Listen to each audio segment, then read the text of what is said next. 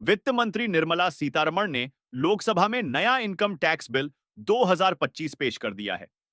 इससे पहले 7 फरवरी 2025 को केंद्रीय मंत्रिमंडल ने इस बिल को मंजूरी दी थी। यह नया विधेयक लगभग 60 साल पुराने इनकम टैक्स एक्ट की जगह लेगा और टैक्स सिस्टम को सरल, पारदर्शी और अधिक प्रभावी बनाएगा। जानिए नए इनकम टैक्स बिल में कौन से प्रस्तावित हुए सुधार। टैक्स ईयर का इस्तेमाल। नए बिल में असेसमेंट ईयर की जगह टैक्स ईयर शब्द का इस्तेमाल किया जाएगा, जो 1 अप्रैल से 31 मार्च तक की 12 महीने की अवधि तक होगी। जानिए नए बिजनेस के लिए टैक्स ईयर। अगर कोई नया बिजनेस या काम शुरू किया जाता है, तो उसका टैक्स ईयर उस दिन से शुरू होगा और उसी वित्तीय वर्ष के अंत में खत्म होगा। सरकार द्वारा सुधारी गई कानूनी भाषा। नए बिल में कानूनी शब्दों को आसान और छोटा किया गया है, जिससे इसे समझना आसान होगा। इस नए नियम में कानूनी दस्तावेजों को कम किया गया है।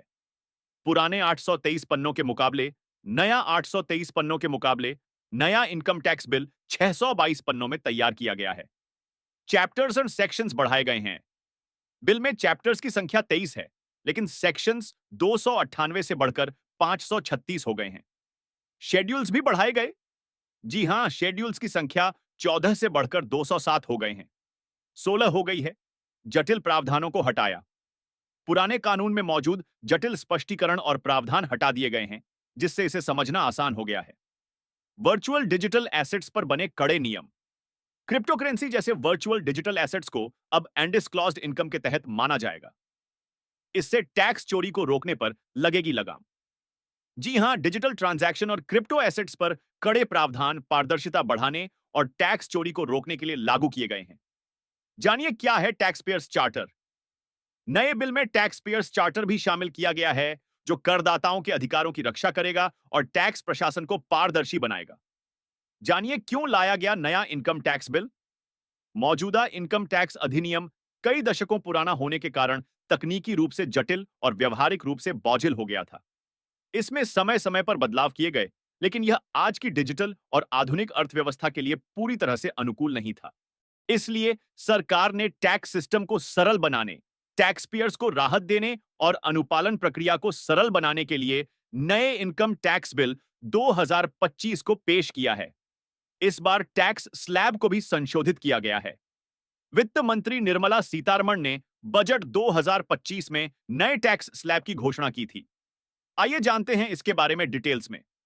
इससे पहले नो टैक्स सीमा 7 लाख रुपए थी, जिसे बढ़ाकर 12 लाख रुपए कर दिया गया है। इस बदलाव से मध्यम वर्ग को बड़ी राहत मिलेगी, क्योंकि उनकी कर योग्य आय पर पहले से कम टैक्स लगेगा।